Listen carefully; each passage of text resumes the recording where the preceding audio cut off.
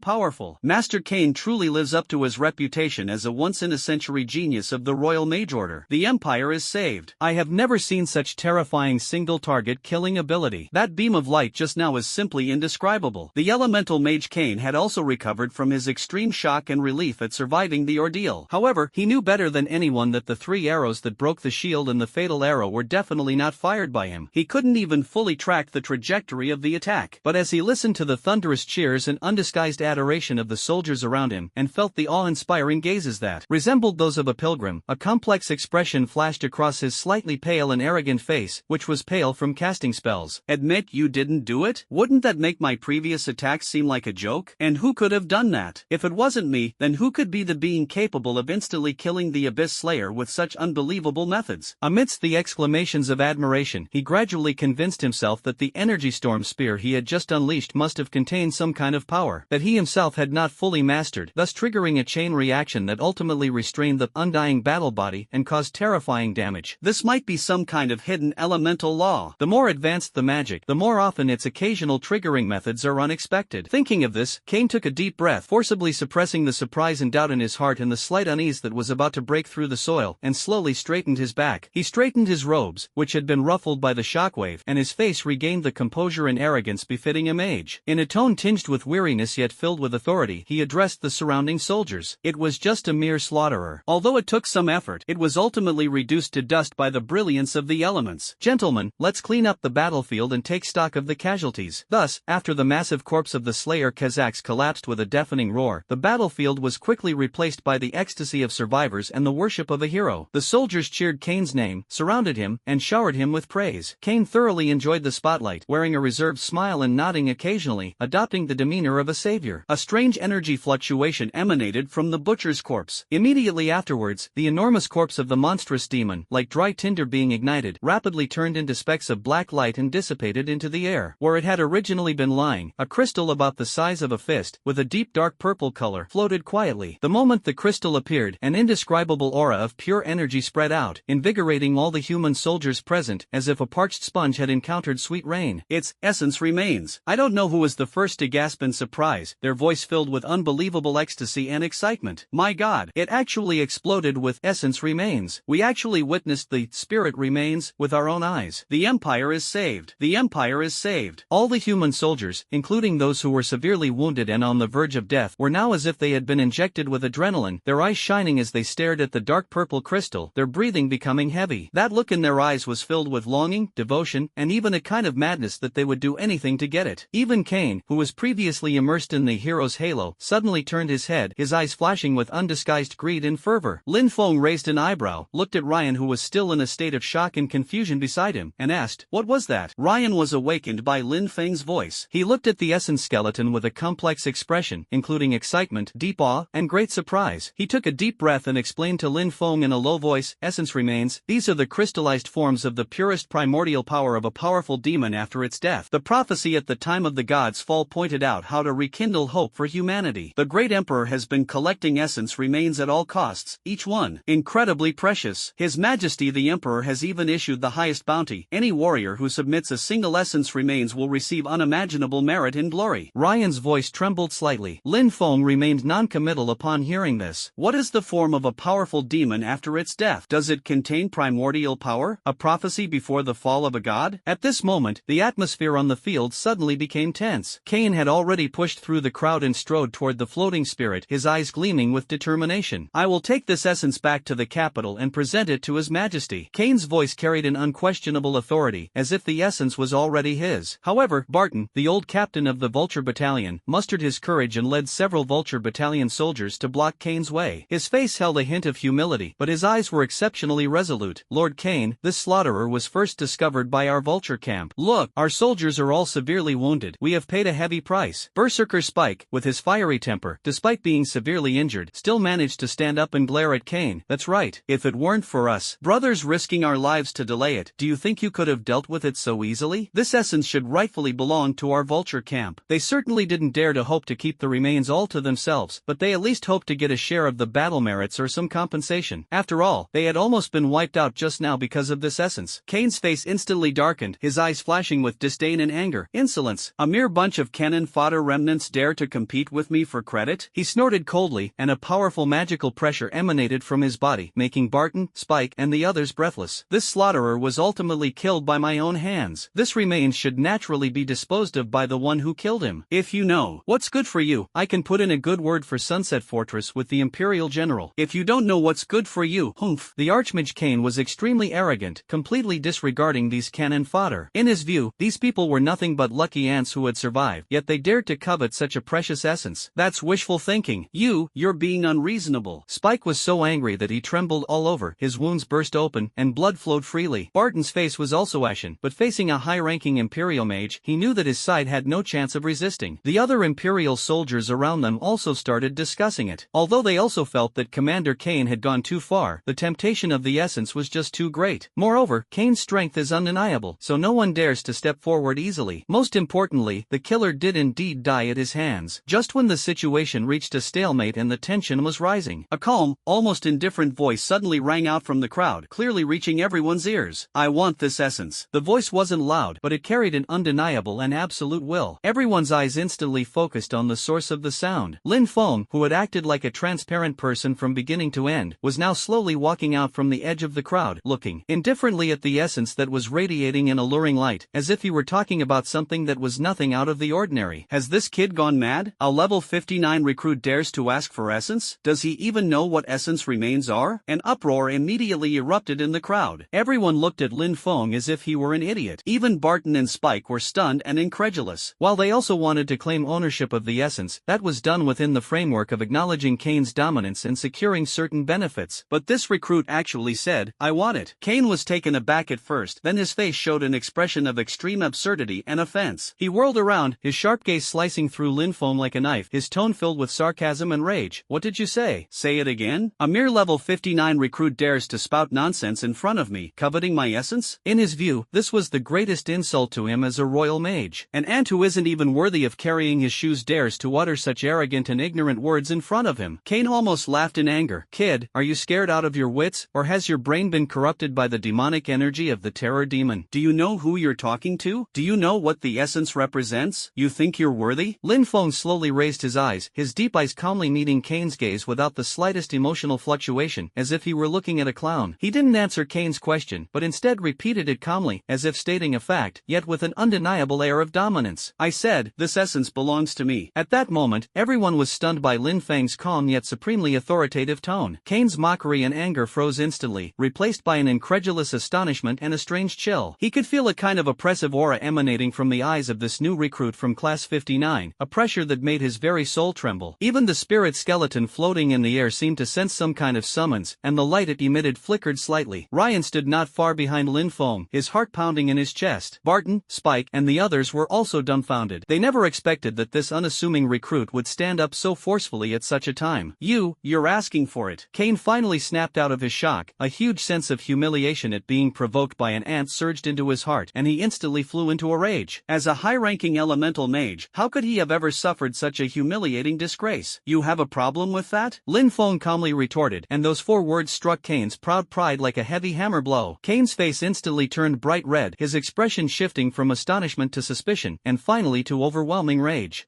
Cain, a genius of the Aslan Empire's Mage Corps, a future contender for the next rank of Grand Magister in the elemental pantheon, how could he have been so scorned and provoked by a mere level 59 recruit? This is no longer a simple struggle for essence, it is trampling on his dignity as a high-ranking mage. Good, very good, excellent. Cain laughed in fury, his voice filled with chilling killing intent. For so many years, no one has dared to be so arrogant in front of me. A recruit who can't even sense elemental fluctuations dares to covet what doesn't belong to you. It seems that without giving you a bloody lesson, you won't know what death means. Before he could finish speaking, the storm sapphire staff in Cain's hand suddenly burst forth with a blinding light. The surging elemental energy burst forth like a flood breaking through a dam, forming a visible elemental storm around him. Cain's eyes were cold and cruel. Let me show you what true power is. Earth grip. With a shout, the ground beneath Lin Feng's feet suddenly trembled violently. In an instant, the ground churned violently, and several enormous claws made of hard rock, like demonic hands reaching out from the abyss of hell, with an aura that could bind and crush everything, fiercely grabbed at Lin Feng's legs. This is a control skill commonly used by elemental mages. Once hit, the target will not only be firmly imprisoned but will also continuously suffer damage from the crushing force of the earth. He was truly enraged and planned to torture and kill this arrogant recruit in the most brutal way as a warning to others. The surrounding soldiers gasped in surprise at the sight. Archmage Cain is getting serious. That recruit is dead meat. How dare he anger an imperial mage? Bang, bang, bang. Ryan covered his eyes, peering nervously through his fingers at the solid earthen prison, his palms sweaty. Although he had witnessed Lin Feng's prowess before, he was still worried for Lin Feng in the face of a furious high-level elemental mage. Faced with this sudden attack, Lin Feng didn't even have the interest to dodge. At this moment, in everyone's eyes, Lin Feng and Cain had the same health bar length. No one knew that a small section of Cain's health bar might represent 10,000 health points. Lin Feng's small health bar is worth trillions. Unless it's damage that reduces health by a percentage, a powerful divine attack, or even instant death or annihilation at the rule level, there is no one in the mortal realm who can cause Lin Feng's health bar to fluctuate visibly. Just as the giant rock claw was about to touch the hem of his clothes, an invisible, strange fluctuation suddenly spread out from Lin Feng. Final judgment: when you attack or are attacked, the target will simultaneously receive the damage and debuffs you have received. Those ferocious rock claws paused eerily for a moment the instant they touched Lin Feng's body. To Cain's astonishment, his own feet suddenly began to tumble without warning. Several claws identical to the giant rock claws he had summoned burst forth from the ground with even greater speed and ferocity, viciously clawing at his own legs. Cain was astonished, completely unable to comprehend what was happening before his eyes. What's going on? Why is his own magic turning against him? Before the elemental mage Cain could react, he was firmly grasped by the earth grip he had summoned. The hard rock claws tightened around his legs, sending waves of excruciating pain through him. He doesn't have Lin Feng's titan-like body, which grants him immunity to all control skills. As an elemental mage with a relatively fragile body, he couldn't help but let out a painful groan as his health dropped significantly. How could Archmage Cain's magic attack himself? What did that recruit do? The surrounding soldiers were all dumbfounded. Cain was both shocked and furious. He endured the excruciating pain in his legs and frantically channeled his magic magic, trying to break free of his restraints. Then, he forcefully concentrated his magic power, and a ball of fire energy compressed to the extreme, like a cannonball, slammed into Lin Feng's chest with a piercing whistle. He wanted to crush this pretentious guy with the most direct and pure harm. Lin Feng remained standing quietly, like a mountain. The flame impact struck Lin Feng precisely in the chest, unleashing a burst of scorching air. Kane grinned savagely as he saw his spell hit. He could almost see Lin Feng being blown to pieces. But the next second, his smile froze on his face. At the very moment his fiery impact struck Lin Feng, a scorching wave of air, exactly the same as the fiery impact he had released, exploded in front of his own chest without warning. Kane was sent flying backward like a kite with a broken string, crashing heavily onto the ground more than 10 meters away, creating a shallow crater in the hard ground. Lin Feng remained standing in the same spot, completely unharmed. Even his dark, deep-colored armor was completely unmarked. The effect of final judgment balance was perfectly triggered once again. The increase in magical defense brought about by 10 trillion units of spiritual power gives Lin Feng extremely high damage reduction against ordinary magical attacks. Fortunately, Kane didn't take much damage at the same time. However, the knockback effect of the flame impact was applied to Kane without reservation. Cough, cough, cough. What kind of magic is this? Kane struggled to his feet, his face filled with unbelievable fear and horror. His prized magic had absolutely no effect on the opponent. Instead, it will be applied back to oneself exactly as it was. This is not a skill that a low-level recruit should possess. Now, do you still have any objections? Lin Feng's voice, like a death knell, rang in Kane's ears once more. He slowly took a step forward, walking step by step toward the disheveled Kane. Every step felt like it was stepping on Kane's heart, making him feel a suffocating pressure. Kane was scared. He was really scared. The fear he felt at this seemingly ordinary recruit was 100 times stronger than when he faced the slaughterer just now. It was a shiver from the depths of the soul, an instinctive fear in the face of the unknown and absolute power. Why is he so strong? Could it be rank? Kane knew that in some mysterious and powerful pantheons, it was not impossible for lower-ranking members to challenge those of higher ranks, thanks to the unique and powerful abilities of the pantheon. In the pantheon, whether human, demon, or any other living being, all extraordinary power originates from the mercy of the gods. While level is important, what truly determines one's upper limit and combat ability is often their sequence within their respective pantheon, or rank. This represents the degree of understanding and control over the laws of the pantheon. Each advancement represents a qualitative leap. Kane reached the rank of elementalist very early on, which is the second rank in the elemental god system. Moreover, he has now already stepped into the third tier of Grand Magister. Although the elemental pantheon is considered a relatively low-level pantheon by the Chaos God. But this was enough for Kane to look down on the vast majority of other mages of the same level, those who abandoned the path of the elements and were led astray by side pantheons that controlled a single element, such as fire, frost, or lightning. Even so, Kane still found it hard to believe that a low-ranking recruit could surpass him in rank. Lin Feng ignored his wails and walked up to him unhurriedly, looking down at him with an indifferent gaze as if he were looking at a real ant. I've said before, I want this essence, Lin Feng said coldly. But you seem to have many complaints? Kane's body trembled violently as a terrible thought struck his mind like lightning. It's you? He jerked his head up, staring at Lin Feng in disbelief, his voice shrill and piercing with shock and fear. Just now, those 3 arrows, and the last one, you shot them? You killed the butcher. As soon as these words were spoken, everyone's gaze instantly shifted from Lin Feng to Kane, who was lying on the ground, looking like a madman. Then, with an even more incredulous and horrified look, their gazes refocused on Lin Feng. What did Kane say? The killer was this recruit? How is this possible? He's only level 59. A collective gasp erupted from the crowd. Everyone felt their brains couldn't process what was happening. If Lin Feng's previous deflection of Kane's magic had already baffled them, then this was already unbelievable. So now, Kane himself says that Lin Feng killed that terrifying level 120 elite killer, which is simply a fantasy. Ryan was so excited he was trembling all over. I knew it. What I saw before wasn't a hallucination. Barton, Spike, and the others were also dumbfounded. They recalled the strange arrows and the sudden death of the killer, and an absurd yet undeniable thought arose in their minds. Lin Feng neither confirmed nor denied it, but his silence was seen by everyone as tacit agreement. No wonder he dared to demand the essence so forcefully. It turns out that the real heroes have always been among us. Level 59, killing a level 120 slayer. How did they do that? In that case, the essence should indeed belong to him. The soldiers began to speculate. Although they did not understand the specific principles behind it, the history of the Pantheon continent has never lacked unparalleled geniuses who could display astonishing combat power even at low levels. Thinking about it this way, everything that happened before seems to make sense now. At this moment, Kane, lying on the ground, was trembling violently. He wanted to beg for mercy and say that he would never dare to do it again, but when he looked at the essence, an uncontrollable heat surged in his eyes. It seemed that this essence possessed some kind of magic, amplifying his most primal greed to an extreme extreme degree, completely overriding his reason. Lin Feng frowned and slowly raised his right hand. Upon seeing this action, Kane's pupils suddenly contracted to their maximum size. He thought Raymond Lam was going to kill him. "No, don't kill me. I was wrong. The essence is mine." "No, the essence can be yours." A glimmer of clarity appeared in Kane's bewildered eyes, and he began to plead incoherently. However, Lin Feng's actions did not stop. "You're really confused. Let me help you clear your head." His long, powerful hand, carrying an irresistible aura, slowly descended. Boom! A crisp, resounding slap echoed across the entire battlefield. Everyone could clearly see that Lin Feng's seemingly casual slap landed squarely on Kane's face, which was contorted with fear and greed. Under this slap, Kane, whose body weighed at least over 100 pounds, was sent flying sideways as if he had been hit head-on by a raging dragon, tracing a tragic parabola in the air. It tumbled and flew dozens of meters away, crashing heavily into a pile of rocks in the distance, kicking up a cloud of dust. Its fate was unknown. Just one slap. A level 115 elemental mage, possessing powerful elemental magic, was easily slapped away by a low-level recruit, as casually as swatting a fly. The entire battlefield fell into a deathly silence. All the soldiers, including Patton, Spike, and Ryan, were too frightened to speak. Lin Feng slowly withdrew his hand, his gaze returning to the skeletal remains still suspended in midair. "Does anyone still have any objections?" The sound was faint, it was completely silent. No one dared to voice any objections anymore. Even the powerful royal mage was slapped so hard he was barely alive, so who among these lowly soldiers would dare to object? Moreover, since the killer was Lin Feng, the spoils should rightfully belong to him. Lin Feng nodded in satisfaction, then stretched out his hand, and the essence radiating a strange light slowly floated into his palm as if drawn by some invisible force. It felt slightly cool to the touch, and the pure energy it contained made him feel a sense of comfort. However, there was neither the divine aura nor any fragments of laws as expected. At first glance, the so-called essence remained seemed to be nothing more than a highly condensed crystal of energy. This energy is not pure elemental or divine power. Because it was dropped by a high-level demon, it carries a strange fluctuation that is extremely primal and can stir up the deepest desires of living beings. Of course, this temptation had no effect whatsoever on Lin Feng, whose mental attributes were already off the charts. No wonder Kane acted so out of control just now, wanting to possess it. This kind of thing has a fatal attraction for those with weak minds, like a combination of the lingering obsession and power of a demon after its death. It seems to offer no help whatsoever to my path to godhood. Lin Feng came to a preliminary conclusion that this thing was of little value to him at the moment. He turned around, his gaze sweeping over Barton, Spike, and Ryan, who were still in a state of extreme shock, and Kane, who was struggling to get up in the distance but was unable to do so due to fear and injuries. "I have a question. Why do you value essence so much?" Lin Feng's voice was devoid of emotion, but the invisible pressure emanating from him sent a chill down everyone's spine. Patton was the first to react. He suppressed the shock in his heart and replied, "Essence is the highest level strategic resource offered by the Empire. Any warrior who submits an essence will receive unimaginable merit, resource allocation, and even promotion." Ignoring his own injuries, the berserker Spike added, panting heavily, "That's right. I heard that one essence bone is enough to exchange for a full set of enchanted equipment for 100 elite soldiers. It can also ensure that my family can live a life of comfort and security back home." His eyes were filled with longing for a better life, but they quickly dimmed, because his family members may already be gone. This was also a turning point for him to become a berserker. Due to excessive grief and a thirst for revenge, he voluntarily became tainted by the aura of the berserker pantheon. Ryan added in a low voice, "Moreover, there has always been a legend in the Empire that the essence is the hope for the rise of humanity, and the guidance left behind by the fallen gods." Lin Feng listened to their answers, but his brows remained furrowed. Military merits, resources, glory, these worldly rewards cannot explain the Imperial High Command's relentless thirst for the essence of the body. What is the current state of the Empire? Raymond Lam suddenly changed the subject. Upon hearing this, Barton and Spike first showed a look of realization. The big shot in front of them had indeed just ascended from some lower plane, otherwise they wouldn't be so clueless as to not know this kind of question. Then, they all revealed deep sorrow and resentment. Barton sighed, his voice heavy. "Since the collapse of the throne, the Aslan Empire has declined from its peak. Now, it is even more precarious." Spike clenched his fists, his eyes burning with rage and hatred. "It's more than just a precarious situation. It's practically a feast for all races. Those damned monstrous scum of the Dark Knight Kingdom, those disgusting filthy beasts of the Corrupting Kingdom, and those insidious and cruel armored orcs of the War Kingdom have used our flesh and blood as sacrifices." Ryan lowered his head, his voice choked with sobs. "Our cities have fallen one by one, our compatriots have been slaughtered batch by batch. The Empire is left with only the Sunset Fortress as its last bulwark." When the Empire's current state was mentioned, both Barton and Spike showed deep sorrow and resentment. Their words were filled with deep-seated hatred for other races and profound helplessness in the face of their own fate. Lin Feng listened quietly. In a world world where the strong prey on the weak, the fate of a race that has lost the protection of its gods is predictable. So, under these circumstances, what exactly does the Emperor need so many essence remains for? Lin Feng brought the issue back to the essence itself. When this question was posed, Barton, Spike, Ryan, and even Kane, the elementalist who had just regained consciousness and had a complicated expression, were all unable to answer it. All they knew was that the essence was important, and the Emperor was collecting it at all costs. But what they actually use it for is something these people at the bottom of society can't possibly know. We don't know about that. Patton shook his head with a wry smile. How could we possibly fathom His Majesty's thoughts? Berserker Spike spat out a mouthful of bloody saliva and said in a gruff voice, "To hell with all that. If a big shot wants something, he has his reasons. We soldiers just follow orders." Another surviving soldier hesitated for a moment and said in a low voice, "I have heard some rumors that the essence is very popular among the nobles in the capital." Everyone fell silent. A sudden, urgent, and mournful bugle call came from the direction of Sunset Fortress, resounding through the sky. Immediately afterwards, a huge banner bearing the emblem of fire rose from the highest point of the fortress. The flag exuded an irresistible sense of authority and urgency, as if issuing a most urgent call to all who saw it. "It's a signal fire." Barton's expression changed drastically, and he shouted loudly, "Damn it! The fortress is under siege." Spike, ignoring his injuries, suddenly stood up straight and looked toward the fortress, his eyes filled with anxiety and gravity. Once the signal is given, all Imperial soldiers stationed outside the fortress, regardless of rank or location, must return to the fortress as quickly as possible to participate in the defense. Those who disobey will be punished according to military law. Everyone turned pale. They all knew what this meant. Once the Sunset Fortress is breached, the vast plains behind it will be indefensible, and the Dark Night Kingdom's terrifying army will soon be at the gates of the capital. Barton looked at Lin Feng, his eyes filled with a hint of pleading and expectation. Although he didn't know Lin Feng's exact identity, Lin Feng's unfathomable strength was undoubtedly their greatest asset at the moment. Spike also looked at Lin Feng. This usually rough berserker's eyes were now filled with solemnity. "Please." Lin Feng's gaze also fell upon the burning command flag in the distance, and the chaos and smoke faintly visible above the fortress. He could sense a vast, dark force, brimming with destructive and murderous aura, surging toward the Sunset Fortress. Sunset Fortress, West City Wall. At this moment, this place has been transformed into a blood and flesh mill. Countless ferocious demons surged against the crumbling city walls like a tidal wave, their claws and blades tearing through the air with ear-piercing screams. Imperial soldiers fought valiantly, forging an iron defense with their flesh and blood. Roars, screams, and the clash of weapons echoed through the sky. Hold on, everyone. Reinforcements are on their way." Commander Crow, a burly man clad in heavy armor, was wielding his long sword, cleaving a high-ranking dread demon that was trying to climb the city wall in two, his body splattered with blood. Just then, Barton, along with Lin Feng and the others, rushed up the city wall in a disheveled state. "Captain Crow, we're back," Barton shouted breathlessly. Crow glanced back, his brow furrowed. "Barton, weren't you vultures supposed to be clearing outposts? How come you're in such a mess? Where's the others?" A trace of grief appeared on Barton's face, but he still forced a smile and pointed at Lin Feng, saying, "Captain, we encountered the slaughterers. It was this recruit, Lord Knight Emperor, who killed him and saved us." Crow was startled by this, his sharp gaze falling on Lin Feng as he looked the recruit he had picked up and down, his eyes filled with suspicion. "Barton, are you kidding me? The butcher? With him?" The soldiers fighting fiercely around him looked on in disbelief when they heard Patton's words. A level 59 recruit solo kills a level 120 elite terror demon slayer. Barton hurriedly said, "Captain, it's absolutely true. His strength is unfathomable." Unfathomable? Crow clearly didn't believe it, and looked at the Imperial Mage Kane beside him. "Barton, what time is it now? How dare you spout nonsense here?" "I'd believe you if you said Lord Kane killed him." Kane, who had been silent all along, pale-faced and with eyes filled with fear and awe for Lin Feng, suddenly stepped forward, trembling, and said in a hoarse voice, "Captain Barton is telling the truth. The butcher was indeed killed by him." At this moment, the elemental mage Kane just wanted to get as far away from Lin Feng as possible. He didn't even dare to look at Lin Feng's sharply defined profile, for fear of angering this capricious god of death again. Unaware of the truth, Crow pinned the credit on Lin Feng, leaving Kane with no choice but to testify for him. Seeing that even the genius mage Kane, who had just stepped into the third tier of the elemental god system, said such a thing, the surrounding officers' discussions grew even louder. After all, this is simply too absurd. Lin Feng, the person involved, paid no attention to their questions. His gaze had already been fixed on the surging demonic tide outside the city walls. A revolver with an antique design and intricate, mysterious patterns engraved on its barrel quietly appeared in his hand. The muzzle gleamed with a cold metallic sheen, as if foreshadowing a destructive force. "Is that a revolver? A gunsmith? A professional specializing in precision and mechanical divine arts?" The soldiers around Lin Feng started talking amongst themselves when they saw the revolver in his hand. "Gunners are not uncommon in the military. They are known for their their accurate long-range strike capabilities. Simultaneously, he reached the second rank in both the precision god system and the mechanical god system, fusing fragments of the rules from both systems. For players, this means completing a series of complex and challenging class advancement quests at level 40. Very few people are able to complete the advancement quest when they start advancing to level 40, and many people drag it out until level 70 or 80. Not to mention terrifying beings like Lin Feng, who jumped from the first tier of the Destiny God system, Fate Master, to the fourth tier, God Judge, in one fell swoop. Moreover, he is also a church-bearer who can be redeemed and resurrected. For NPCs who only have one life, reaching the second tier of a single pantheon, similar to a player's normal advancement, such as a warrior becoming a shield warrior, is considered an elite on the battlefield. Even players only have one chance to advance their class. Subsequent advancements are not like the first one, where you simply need to reach the required level and find a mentor to accept a series of challenging advancement quests. Instead, one needs to explore and comprehend on one's own the scattered aura and fragments of laws of the gods. While everyone was still speculating, a dull yet penetrating gunshot suddenly rang out on the noisy battlefield. A streak of silver light, almost invisible to the naked eye, burst forth from the muzzle of the revolver in Lin Feng's hand. A high-ranking elite ghoul, who was wielding a bone whip and trying to drag a human soldier off the city wall, suddenly had its hard head explode as if it had been struck by an invisible giant hammer. Red and white, mixed with black demon blood, splattered everywhere. The high-level elite demon didn't even have time to utter a scream before its massive body collapsed with a crash. The staggering damage figures are dizzying to look at. One shot, instant kill, clean, efficient, and utterly domineering. The entire battlefield seemed to pause briefly because of this shot. Everyone who witnessed the scene, whether human soldiers or demons, was stunned. Captain Clooney certainly knows his stuff. The high-ranking elite demon that was shot in the head was no less powerful than him, yet he was killed instantly by this low-ranking recruit. What the hell is that marksmanship? What kind of power is that? Lin Feng flicked his wrist, and the revolver was once again pointed at another elite terror demon that was wreaking havoc. Another shot rang out. Another hideous demon's head exploded. Lin Feng moved like a ghost across the city wall, the revolver in his hand seemingly transformed into the scythe of death, each shot taking the life of an elite terror demon with pinpoint accuracy. Those elite monsters, who were like nightmares to other soldiers, were as fragile as paper under his gun. No one knew that his marksmanship had transcended the realm of divine precision. It's more like a judgment from a side branch of fate. But he's not just good at single-point attacks. As a horde of low-level terror demons surged toward a weak point in the defenses like mad dogs, Lin Feng gently raised his right hand, and a wide-ranging meteor shower, carrying a destructive light that seemed to annihilate the world, directly claimed their lives. Blood and severed limbs flew everywhere. Terrified screams replaced the previous arrogance. Wherever they went, enemies fell in droves, creating a shocking vacuum. His black trench coat remained spotless, forming a stark contrast with the blood-soaked soldiers around him, making it seem as if he were not waging a brutal war, but rather conducting an elegant hunt. Cain, hiding behind, watched Lin Feng's figure, which resembled a god of death, and the terror demons that were harvested like weeds under his gun. The fear in his heart had already reached its peak. A monster. He's not human at all. Elementalist Cain's teeth were chattering. He actually dared to dream of competing with such a being for the essence of the body? How utterly foolish. Captain Crow was also stunned, and almost dropped his sword. He now finally believes that Patton and Cain did not lie to him. This new recruit is truly a terrifying force capable of turning the tide of battle. Everyone, centered on this person. Counterattack. Captain Crow, being an experienced commander, immediately seized this golden opportunity and roared out his orders. Although he didn't know the recruit's name, and had forgotten to ask, he vaguely remembered giving him a name like Knight or something at the registration officer. But that doesn't prevent everyone from understanding his orders. With Lin Feng, a bug-level existence, as the spearhead, the morale of the human soldiers soared to unprecedented heights. Following behind Lin Feng, they were like tigers descending a mountain, slaughtering the ordinary terror demons that had lost the support of elites and forcing them into a complete rout. The seemingly fierce offensive was surprisingly and quickly repelled. During the killing, Lin Feng also keenly noticed something amiss. Among the enemies he slew, besides the monstrous demons, there were other creatures of other forms, such as an octopus monster made entirely of tentacles and a long worm covered in slime. Although these creatures also exude an evil aura, they do not turn into black, luminous debris when they die. Instead, it transformed into streaks of blinding white light and then vanished into thin air. Lin Feng frowned slightly. He was very familiar with this method of death. The next moment, his guess was confirmed. Not far away, several humanoids dressed in strange clothes and holding various bizarre weapons were sneaking away from the edge of the battlefield. Compared to the previous creatures, at least these few people still have human-like characteristics, such as human bodies and mouths. One of the minotaurs, with two curved horns on his head, dark skin, and wielding a giant axe, cursed, "Damn it." The intelligence was wrong. Weren't they saying the human garrison at Sunset Fortress was was all trash? How come such a formidable guy suddenly appeared? A Death Knight riding a skeletal warhorse, exuding an aura of death, said in a deep voice, "That guy with the revolver is definitely not an ordinary NPC. His attacks are too bizarre. His level is 59, but his damage is simply outrageous. Are you blind? How could he be an NPC? Anyone who can see the ID is a player just like us." Another succubus female player, with a voluptuous figure, bat wings, and a bewitching appearance, said with lingering fear, "I just tried to use my mind to charm him. His soul defense is terrifyingly high." Although their conversation was in a language Lin Feng had never heard before, he could hear it clearly through the system translation of Eternal God Realm. Lin Feng's eyes instantly turned cold. Besides the Blue Star players from the Island of Exile, there are even Ascensioners from other dimensions. Moreover, they are not only human. Clearly, Eternal Realm has not only descended upon Earth where humans exist, but also upon other planes, other universes, and other planets inhabited by minotaurs, undead, and succubi. All intelligent races were included in this game of becoming gods. "Hey, that fierce guy is looking over here." A sharp-eyed human player exclaimed that he, from another dimension, looked almost exactly like a human from Earth. "Retreat! This guy is too reckless. He single-handedly wiped out our entire elite regiment." Didn't they say the goddess of dawn had fallen? How come the human empire still has such powerful players? These players from other dimensions were all stunned into silence. Lin Feng gave them no chance to escape. "Let me see you off." A cold voice rang out, and Lin Feng raised the revolver in his hand once more. Gunshots rang out, and those players who tried to escape, whether they were minotaurs, death knights, succubi, humans, or tigermen, were all accurately shot in the head, turning into streaks of white light and disappearing from their original positions, leaving behind a pile of gold coins and equipment. The battle ended quickly, and Sunset Fortress held out for the time being. After this massacre, Lin Feng also leveled up to level 61. Back on the city wall, Commander Crow, Captain Barton, and even the Mage Kane, who had suffered a great loss at his hands, immediately surrounded him, their eyes filled with awe and gratitude. "Lord Knight Emperor, if it weren't for your intervention today, Sunset Fortress would be in grave danger." "I can't believe it," Crow said sincerely. Lin Feng ignored their flattery and looked at Barton to confirm. "Who were those guys who disappeared in white light just now?" Barton paused for a moment, then realized what he meant and explained, "Your Majesty, those are ascended ones. They are different from us, they possess immortal souls, and even if they die, they can pay a certain price to be resurrected." Crow added, "Actually, our Aslan Empire also had ascended beings in the beginning. Just like you, Lord Knight Emperor, many ascended beings were assigned to various divine kingdoms when they descended to the Pantheon. However, because of the fall of our human goddess of dawn, we lost the protection of the gods and the guidance of powerful apostles. Our human empire suffered repeated defeats in the wars against other divine kingdoms." Spike said bitterly, "Many of those ascendants are just profit-driven bastards." He stopped mid-sentence, looked at Lin Feng, and quickly added, "Of course, there are also some who have sacrificed themselves countless times for the glory of the empire, until they gave their lives completely. But most of the ascendants, seeing that humanity was dying, went to seek refuge with other powerful gods. After all, other gods did not reject ascendants who possessed immortal souls." Barton sighed, "So, the current situation is that in the entire Aslan Empire, perhaps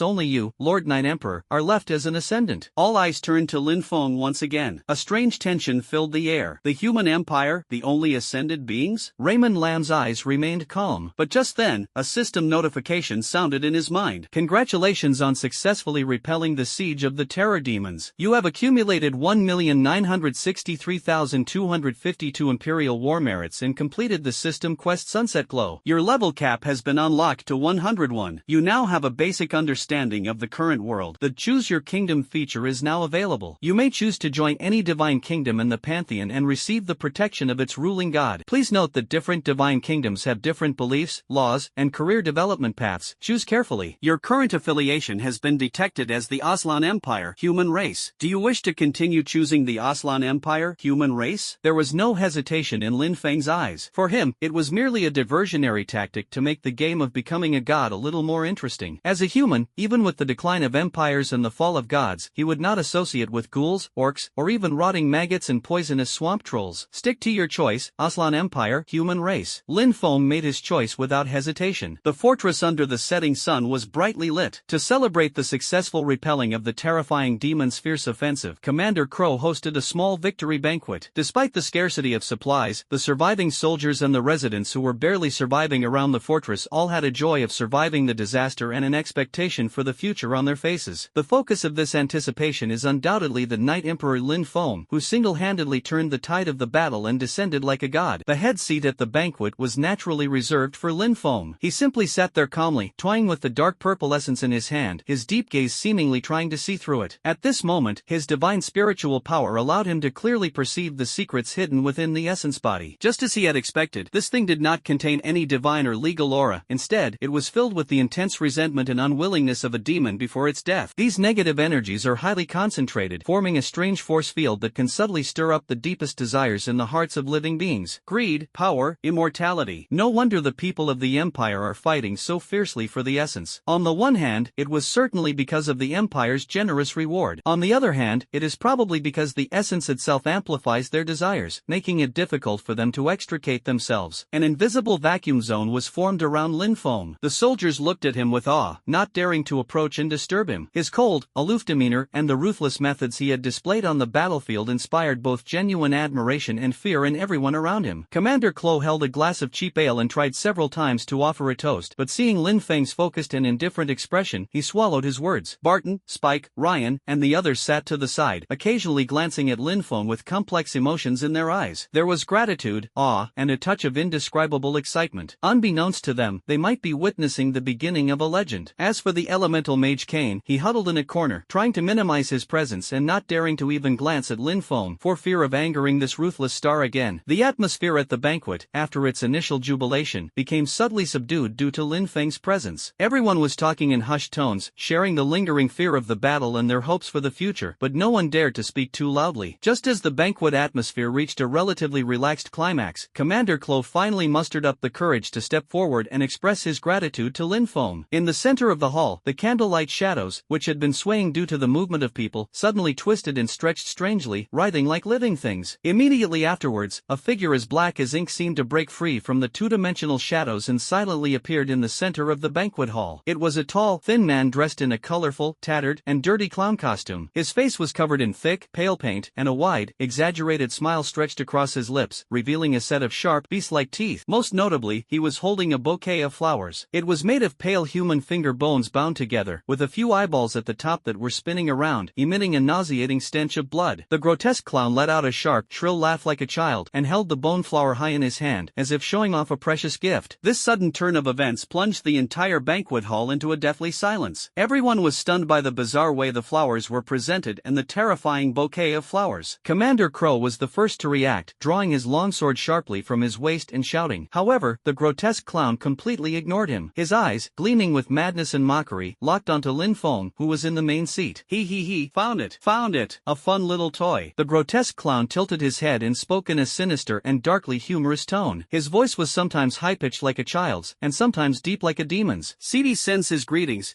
and by the way, here's a bouquet of fresh flowers for you. The Vanisher, Cedes, the second apostle of the Dark Knight Kingdom, a terrifying existence beyond nightmares. Upon hearing this name, Elementalist Kane's face turned deathly pale. As a royal sorcerer, he had naturally heard of this terrifying apostle, known for his cunning, cruelty, and unpredictable temper. It is said that his favorite pastime was toying with the souls of his prey, enjoying their despair amidst extreme terror. After suffering a crushing defeat at Sunset Fortress, the players of the Dark Knight Kingdom reported Lin Feng's image and terrifying strength to the kingdom's higher-ups. The fall of the Apostle Nightmare and the heavy losses suffered by the frontline troops have already shaken the Dark Knight Kingdom. But to everyone's surprise, the first person they found was the eccentric clown, Cedes. As an extremely powerful apostle who always enjoyed stealth, assassination, and creating chaos, his mortal form unexpectedly appeared at Sunset Fortress. Commander Crow was about to speak. A black shadow flashed by at incredible speed. Crow didn't even see how the other person moved. He only felt a chill in his chest, followed by a piercing pain. He looked down and saw that there was a deep bone-revealing stab wound on his breastplate, from which blood gushed out like a fountain. Crow let out a painful groan, staggering backward, almost dropping the imperial longsword in his hand. Too slow.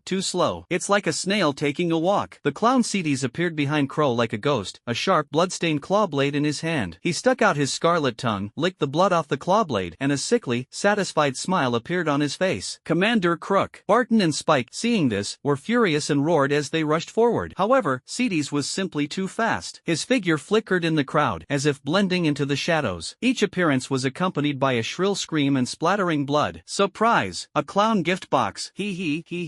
Barton's shoulder was pierced. Spike's abdomen was ripped open with a gruesome gash, his intestines spilling out. Ryan was kicked away, crashing into a wall, coughing up blood, his life hanging in the balance. Even Kane, who had been hiding in the corner, was not spared. His legs were entangled by the eerie shadow whip and then violently torn apart, making a tooth-grinding sound of bones cracking. The attacks of the Seedies were ruthless and precise, and he did not kill these people immediately, but deliberately avoided vital points, making them struggle in extreme pain and fear. He. Struggle. Cry out. Your fear is such a beautiful symphony. Seedies weaved through the crowd, emitting chilling laughter. His people, the shadow demons, emerged silently from the shadows from all directions, like invisible ghosts, mercilessly slaughtering the surrounding soldiers. These shadow fiends possess perfect stealth and concealment abilities, making them impossible for ordinary soldiers to detect. They can only watch helplessly as their comrades fall one by one, and weapons are almost ineffective against them. The army of Sunset Fortress was almost powerless against Seedies and his shadow fiends, suffering heavy casualties. The entire victory celebration banquet instantly turned into a one-sided, bloody massacre. Throughout the entire process, Seedies' eyes, which gleamed with a crazed light, would occasionally glance at Linfeng in the main seat. Aren't you scared by these fun little toys? Seedies suddenly stopped what he was doing and appeared not far in front of Linfeng, tilting his head and looking at him curiously. Your companions are all groaning in agony.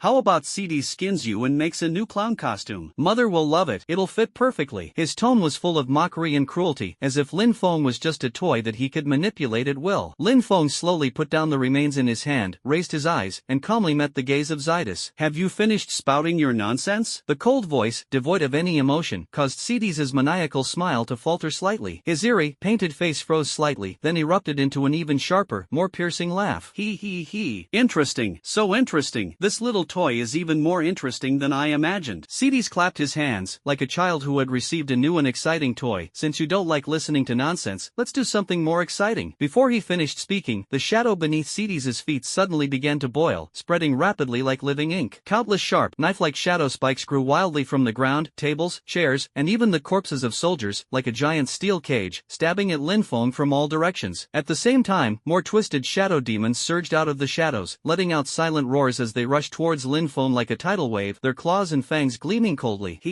Would you rather be pricked like a hedgehog or torn to shreds by the little cuties of Seedies? He spoke the cruelest words in a childlike, innocent tone. However, Linfeng remained calm and composed in the face of this overwhelming attack. The ferocious shadow demons only made muffled plop sounds when they pounced on Linfeng. Linfeng's almost infinite health made their attacks feel like tickling. The bizarre scene continued to unfold. Just as the shadow demons attacked Linfeng, the shadow demons that attacked Linfeng suddenly burst into black blood mists without warning, letting out shrill screams, and then, as if their life force had been drained, they all turned into black smoke and dissipated. Damage feedback from the judgment skill, final judgment scales. One stone stirs up 1,000 waves. These shadow demons simultaneously bore the damage inflicted on Linfeng. Seeing this, the clown's eyes flashed with surprise, then his morbid smile deepened. Wow, what incredible health. You're practically indestructible, and you even reflect damage. This is so much fun. So much fun. Seedies likes you more and more, you little toy. Seedies seemed completely unconcerned about the deaths of his people, and was instead more excited by Linfeng's strange characteristics. Let's play hide and seek. His figure suddenly blurred, and his voice became erratic. Come and grab your heart. If you do, then Seedies wins. The next moment, his figure completely disappeared into the shadows, as if he had never existed. The simple banquet hall became dimly lit, and a suffocating sense of crisis enveloped the hearts of all the heavily wounded and barely surviving fortress soldiers. However, Linfeng's extraordinary mental strength had already locked onto the real body of Zydisna, which was moving at high speed in the shadows. The Duke of Destruction in Linfeng's hand seemed to have a life of its own, pointing precisely to an empty corner. A muffled gunshot shattered the eerie silence. The bullet, imbued with the power of destiny, roared out. A barely audible thud came from that corner, then silence returned. However, the damage is zero. In the Pantheon, powerful gods or apostles each possess their own divine domain defenses. This defensive capability is extremely powerful, capable of significantly weakening or even completely negating low-level attacks. As a powerful apostle under the God of Night, Seedies' divine defense in his mortal form appears to exceed 7 points. Linfeng's shot, which was enough to instantly kill an elite terror demon, failed to cause any damage.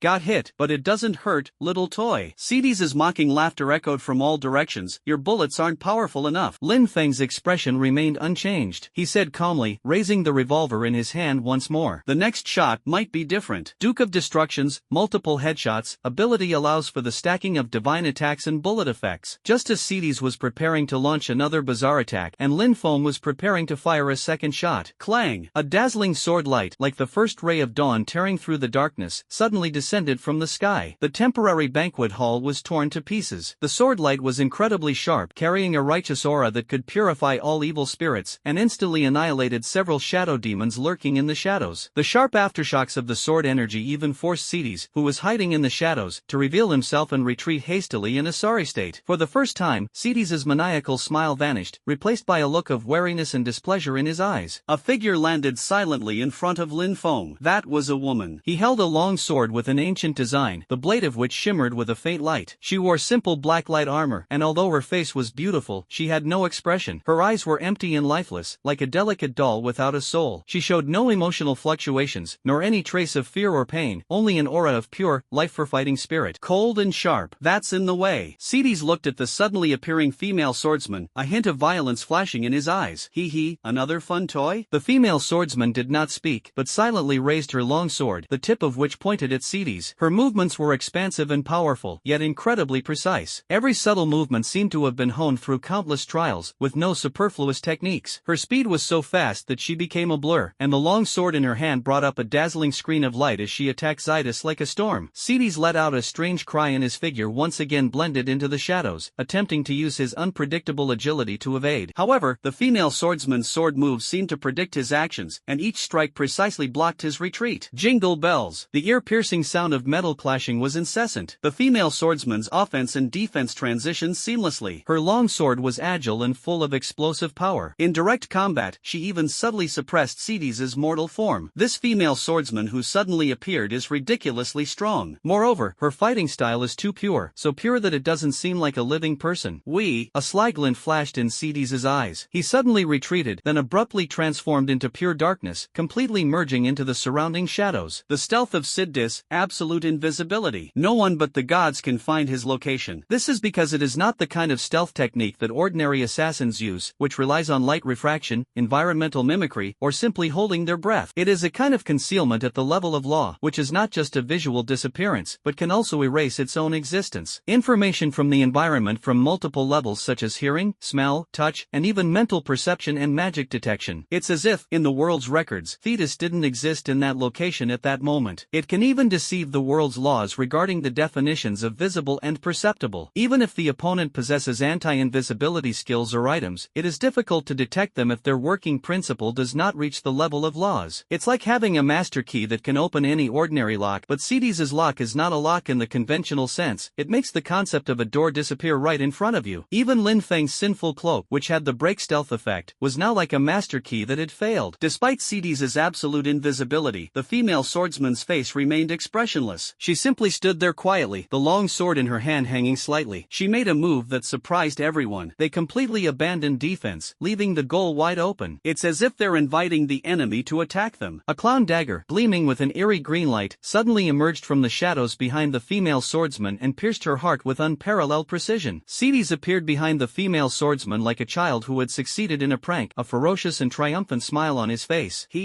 Got you. Your heart belongs to Thetis now. The female swordsman, whose heart had been pierced by a dagger, still showed no sign of pain on her face. No blood flowed from the wound. Instead, it emitted a strange aura that Lin Feng found extremely familiar. A rare glimmer seemed to flash in her empty eyes. The corners of his mouth also turned up slightly, forming a somewhat eerie curve. She uttered those 4 words in a flat, emotionless tone. Then her left hand, with speed beyond anything in the mortal realm, like an iron clamp, firmly gripped the wrist of Cedes holding the dagger. The smile on Cedes's face froze instantly. He felt an immense force coming from the other person's hand, making it impossible for him to break free. What did you do? For the first time, Cedes felt that things were getting out of control. Doesn't this woman feel pain? His heart was pierced by the damage from the accompanying laws, yet he could still fight back? The female swordsman did not answer. She simply grabbed Cedes's wrist and exerted force. The two of them shot into the sky like cannonballs. At the moment of reaching its highest point, the long sword in the female swordsman's hand burst forth with an unprecedentedly dazzling light. That light was like a star compressed to its extreme. Then, with an aura of destruction, the long sword in her hand pierced fiercely into the chest of Cedes, whom she was holding tightly. A meteor shower. Falling. The female swordsman uttered cold words. A massive pillar of light pierced the heavens and earth, descending from the sky and completely engulfing the figures of Cedes and the female swordsman. A terrifying energy shockwave spread outwards, causing the entire sunset fortress to tremble violently. When the light faded, a huge, bottomless pit was left on the ground, and the rocks around the pit were transparent and translucent. Smoke and dust filled the deep pit. The female swordsman's flawless body slowly descended from the sky. Her chest wound, though not yet healed, seemed as if she had never been injured at all. Her empty eyes remained fixed on a certain spot in the deep pit, and the longsword in her hand hummed once more, her fighting spirit increasing rather than decreasing, even becoming more fierce. Lin Feng slowly walked to the edge of the pit, his gaze also falling in the direction the female swordsman was looking. This female swordsman is indeed strange. The aura emanating from her was cold and pure, filled with destructive power, yet it also carried a very familiar scent. Yes, it was the essence of that powerful monster that fell from its body. Compared to herself, she didn't seem like a human being with emotions. Ha ha ha ha. It hurts so much, but it feels so good. It feels so good. A burst of laughter, even more manic and hysterical than before, came from the bottom of the pit. The voice was filled with extreme pain, yet it was also mixed with a morbid excitement and pleasure, sending chills down one's spine. An even more violent and chaotic dark energy erupted from the deep pit. A figure, more twisted and ferocious than before, slowly emerged from the smoke and dust. The Dark Apostle, the Vanisher Cedes. At this moment, his clown costume was even more tattered, and his exposed skin was covered with hideous wounds. In some places, even the bare bones were exposed, but the smiles on their faces were even brighter and more insane. Those eyes, which were already full of mockery, were now bloodshot, gleaming with a mad light that seemed to want to destroy everything.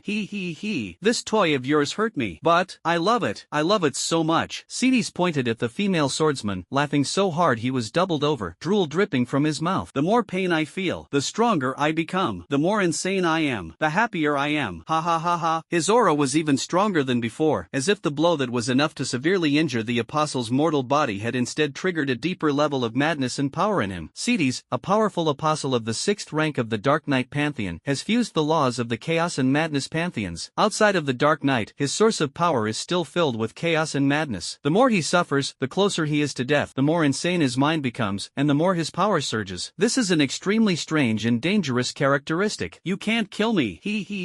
No one can kill the happy clown. The figure of Cedes became blurred again, and countless twisted shadows spread from his feet, transforming into all sorts of bizarre monsters, while his true form once again entered a state of absolute invisibility. The female swordsman remained expressionless, and swung her longsword once more. At the level of apostles, even those in mortal form, the battles between them transcend numerical values and become a contest of rules. If its mortal form is already so powerful, one can imagine how terrifying its true form is. Lin Feng watched this scene and grasped the Duke of Destruction. He doesn't like wasting time. A faint, blood-red light flashed deep within Lin Feng's left eye. An invisible force of time spread out instantly from Lin Feng as the center. The whole world seemed to have been put on pause. The shadow monster that was frantically attacking the female swordsman, the sharp swordlight unleashed by the female swordsman, and even the smoke and dust in the air all froze at this moment. Only Lin Feng is still free to move around. His left eye transformed into a black and red vortex, seemingly able to pierce through all illusions and point directly to the origin of death. Even under the gaze of the Eye of Death, Cedes, hidden in a state of absolute invisibility, remains invisible. But more than 20 fatal points emitting a faint red glow appeared on Cedes' body. These fatal points are found all over his body, each representing a weak link in his mortal life. What did you do? Cedes' maniacal laughter appeared directly in Lin Feng's soul sea, sounding intermittent, filled with frenzied excitement and curiosity. This was a bizarre ability that Cedes had never encountered before, completely countering his absolute concealment. This is the law of time and death, a strategy for dealing with the laws of darkness. Lin Feng did not answer. Level 37. The Duke of Destruction was already raised in his hand. A series of extremely rapid gunshots rang out in the frozen moment. With a main agility attribute bonus of over 70,000 points, it was as if 20 bullets were fired simultaneously. Each bullet struck a fatal spot on Cedes with perfect precision. The twisted body of Cedes trembled violently under the impact of the bullets, and his manic smile was also distorted and deformed by extreme pain and fear. When the last bullet struck precisely the final, lethal spot between his eyebrows, Aowa, Cedes let out a shrill laugh. The laws of time and death intertwined perfectly at this moment. Cedes' mortal body suddenly exploded like a firework being lit. It turned into countless black specks of light flying everywhere. However, just as the black light fragments scattered in the air and were about to completely dissipate. You didn't expect that, did you? This is Cedes' clown clone. Two figures, identical to those of Cedes before but noticeably weaker, suddenly separated from the exploding light fragments and reappeared in front of Lin Feng and the female swordsman. Guess, which one is the real Cedes? If you guess wrong, there will be a punishment. They were still laughing, but that smile betrayed an undeniable weakness. Its abilities are bizarre and it's indeed very troublesome. Lin Feng looked at the two clown clones. Why not just kill them all? Just as Lin Feng was preparing to take action again to completely eliminate these two weak but still insane troublemakers, one of Cedes' clones, whose whose head had been shaking wildly, suddenly drooped down, as if choked by an invisible force. When he slowly raised his head again, the clown's face, covered in paint, twisted and changed like a melting wax figure, eventually transforming into an extremely ugly, wrinkled, and vicious woman's face. A hoarse and unpleasant sound, like the hooting of an owl in a cemetery, came from the ugly woman's mouth. With a chilling aura, it instantly resounded throughout the wilderness outside Sunset Fortress. "The listener." The voice seemed to strike directly into the depths of the soul, causing everyone who heard it to involuntarily shiver. A vast and chilling divine power descended from the void like an invisible tide, precisely enveloping Lin Feng and isolating him from everything outside. "I can smell the scent of judgment." The voice continued, its tone tinged with barely perceptible surprise and greed. "Your soul, which has been chosen by judgment, is quite delicious. The pantheon of fate is too ethereal and ancient for the gods to fathom its hierarchy. Moreover, the spy is merely a wisp of divine will." Lis, the goddess of the night who descended her will through the avatar of Ceres, could only vaguely sense the powerful fluctuations of the force emanating from him that held the power of judgment and ruling. However, it is impossible to understand its true origin. "Are you Liz?" Lin Feng's eyes turned cold. Meanwhile, the main body of Ceres, whose control of the clone had been taken over, was huddled not far away. Upon seeing the ugly woman's face, he instantly collapsed. "Mother, mother." The true form of Ceres burst into tears, his tears mixing with the paint, leaving two dark streaks on his already distorted clown face, making him appear even more insane and terrifying. "Mother, is it really you? Mother, Ceres can't hear your voice anymore. Does mother not want Ceres anymore?" His cries were shrill and desperate, filled with the fear of being abandoned. "It's over." Lis, the goddess of the night who had taken over the body of Ceres and transformed into the face of an ugly woman, ignored Ceres' cries. Those murky, greedy eyes were fixed on Lin Feng. "Mortal, how dare you address me by my name?" Liz's voice suddenly rose, filled with offended anger. An even more terrifying divine pressure swept in like a materialized tsunami. Under this terrifying pressure, the already mentally broken Ceres collapsed to his knees with a thud, and even his cries subsided. The mysterious and powerful female swordsman was also under immense pressure at this moment. She plunged the long sword in her hand into the ground, using all her strength to support her body, and barely managed to avoid kneeling. A hint of seriousness flashed in his empty eyes. Only Lin Feng remained unmoved. Although 100 trillion units of spiritual power cannot compare to that of a true god, the ugly woman before him is nothing more than a fragment of the mind of the goddess of the night. Lis. Boom. "Mortal, submit to the night, and I grant you the title of Apostle of the Night, Night of Judgment. You will be favored by both judgment and the night, and I will bestow upon you eternal life and the power to control the destinies of others." In the pantheon is typically divided into the following ranks. The first to fourth orders are the mortal sequence, and the fifth and sixth orders are the apostle sequence. After the second tier, each subsequent advancement becomes incredibly difficult. The Night of Judgment promised by the goddess of night, Lis, is a fifth order apostle position with an extremely high status in the Dark Knight pantheon. It combines the divine power and fragments of laws of darkness and judgment. Lin Feng listened to the Dark Knight goddess's invitation and simply spoke. "I have no interest in being someone else's dog." The bullet was chambered and pointed at Liz's ugly face. The voice of the goddess of the night, Lis, fell into a brief silence because of Lin Feng's merciless rejection. Immediately, an even colder and more furious divine might began to brew in the void, but Lin Feng didn't give her a chance to prepare. "And you're really too ugly. Things from the underworld should not remain in the mortal realm." The massive damage directly tore apart Ceres' clone. Having lost the support of her arrival, Lis's terrifying aura receded like a tide. Meanwhile, the real Zydus, standing to the side, seemed oblivious to all of this. The expression on his face conveyed a sense of bewilderment, despair, and resentment at being abandoned. "Mother, mother," he murmured in a trembling voice, almost weeping. "Mother, does she no longer love Thetis?" Then, covering her ears and shaking her head frantically, she screamed at Lin Feng, "No, I can't hear you. What did mother say to you? You bad toy. You stole mother's love. He won't care about me, this broken toy. She didn't want me anymore a long time ago." Wah! Ceres suddenly burst into tears, his mad appearance now seeming somewhat eerie. "Ceres is going to find the most beautiful puppet to give to mother. Then mother will love me again. He. His true form erupted with intense dark energy, but this time, the goal was no longer to fight, but to escape. The mortal form of the powerful apostle, at the cost of burning its divine essence, transformed into several twisted black shadows, shooting off in different directions at an eerie speed. "Ceres will be back, little toy. Next time